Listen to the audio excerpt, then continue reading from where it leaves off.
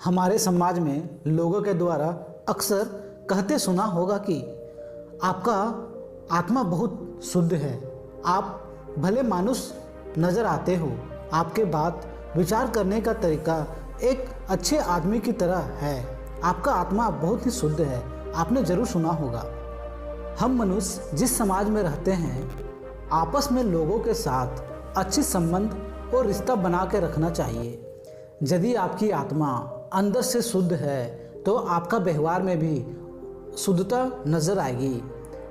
यदि मनुष्यों में अपनी आत्मा की शुद्धता करने की शक्ति है तो उनके विचारों में, उनके व्यवहारों में, हम जिस समाज में रहते हैं, हम सभी लोगों को एक दूसरे के साथ प्रेम भाव से और शुद्ध आत्मा के साथ रहना चाहिए और एक दूसरे की मदद करना चाहिए।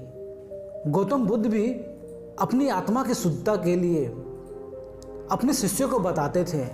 बौद्धिक धर्म में भी कर्म और पुनर्जन्म के साथ साथ आत्मा के विषय में भी गहन चिंता हुआ करती थी।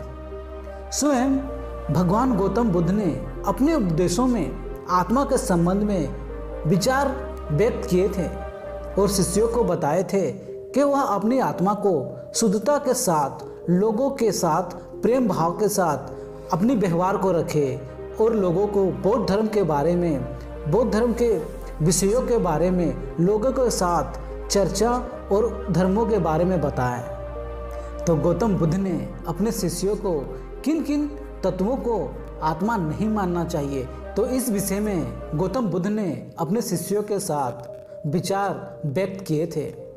गौतम बुद्ध के अनुसार मनुष्य रूप, वेदना, संज्ञा और संस्कार और विज्ञान अर्थात चेतना का समुच्चय होता है।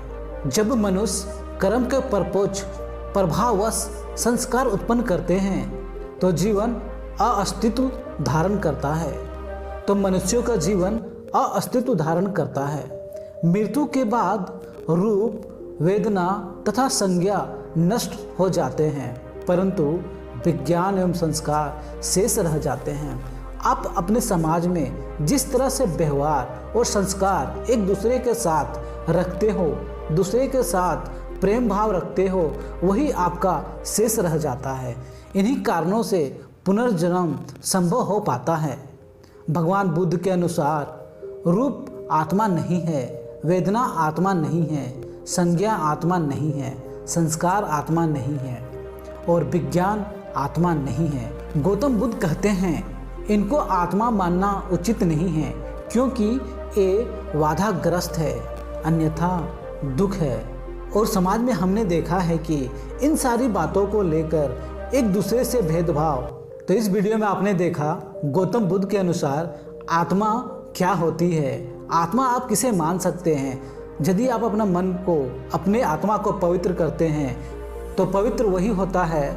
आत्मा आपके पवित्र तभी होगा जब आप अपने आसपास के लोगों के साथ अच्छा संबंध रखें। तो इन्हीं बातों के साथ मैं लेता हूँ विदा।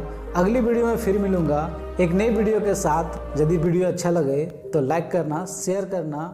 धन्यवाद।